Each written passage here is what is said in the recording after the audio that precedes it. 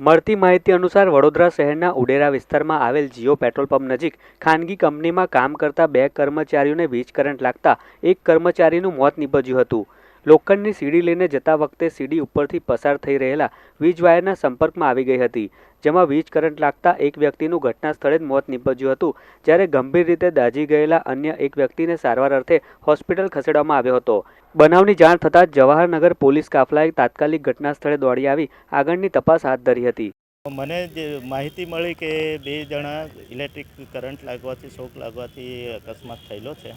તો અહીંયા આવતા મને જે મારા લાઇન સ્ટાફે જણાવ્યા એ પ્રમાણે જે આ બે છોકરાઓ જે પ્રાઇવેટ અન્ય કંપનીના કોન્ટ્રાક્ટરના માણસો હશે અને એ લોકો પોતાની રીતે અહીંયા એમનો ગેટ ખોલી અને સીડી હાઇટેડ સીડી છે એ લઈ અને લાઇન નીચેથી પસાર થતા હતા. એ દરમિયાન એ જે સીડી છે એ ઉપર ટચ થઈ ગયેલી જણાય છે અને એના કારણે બંનેને ઇલેક્ટ્રિક કરંટ ભારે લાગેલો છે. એકચ્યુઅલી તો જે લાઇન ઉપરથી પસાર થતી એ એમને ધ્યાન નથી રાખ્યું અને સીડી ઊંચી કરીને જતા હતા એ લાઇન ટચ થઈ ગઈ.